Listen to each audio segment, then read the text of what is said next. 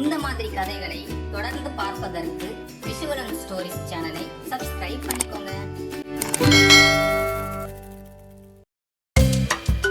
பஞ்சவர்ண கிளி.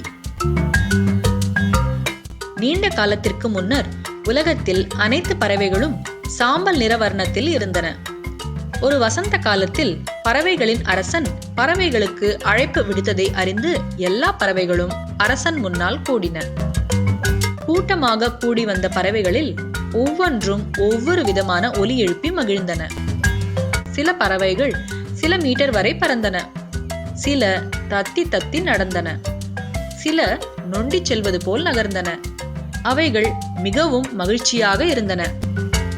அரச பறவை ஓர் இறக்கையை வானத்தை நோக்கி திருப்பியது. வானத்தில் ஒரு பெரிய வானவில் தோன்றின. உடனே எல்லா பறவைகளும் வானத்தில் உள்ள வண்ணங்களை பார்த்து ஆச்சரியப்பட்டன. ஊதா, கருநீலம், பச்சை, மஞ்சள், காவி, சிவப்பு என்று அவைகள் சொல்லி சொல்லி மகிழ்ந்தன. ஓர் அழகான பெரிய வானவிலை அவர்கள் அதுவரை பார்த்ததே இல்லை. உங்கள் ஒவ்வொருவருக்கும் நான் ஒரு நிறத்தை கொடுக்க போகிறேன்.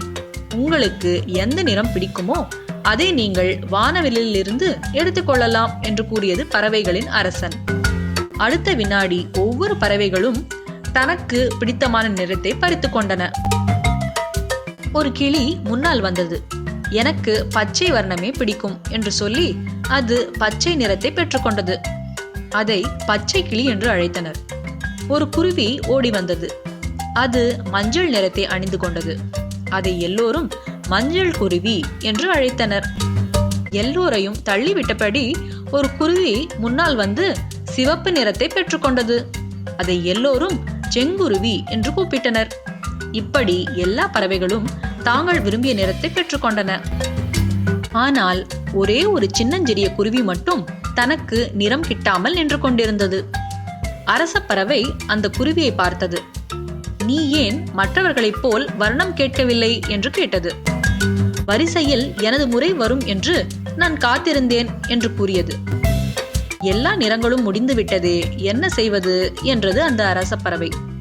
அதை கேட்டதும் அந்த சின்னஞ்சிறு பறவை அழுது கொண்டே, நான் எப்பொழுதும் இந்த சாம்பல் நிறத்தில் தான் இருக்க வேண்டுமா என்று கேட்டது. அரச பறவை சொன்னது, நீ மற்றவர்களுக்கு விட்டு கொடுத்து மிகவும் பொறுமையை கடைபிடித்திருக்கிறாய்.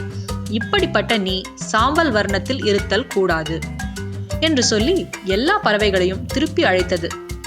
ஒவ்வொரு பறவையிடம் இருந்தும் அது கொஞ்சம் வர்ணத்தை எடுத்து அந்த சிறிய பறவைக்கு கொடுத்தது. அதனால் அந்த சின்னஞ்சிறிய பறவை இப்பொழுது மிகவும் அழகாய் காணப்பட்டது. அதை பார்த்து மகிழ்ந்த பறவையின் அரசன் அதற்கு பஞ்சவர்ண கிளி என பெயர் வைத்தான். நீதி: பொறுமையாக இருந்தால் நமக்கு கிடைப்பது கிடைக்கும்.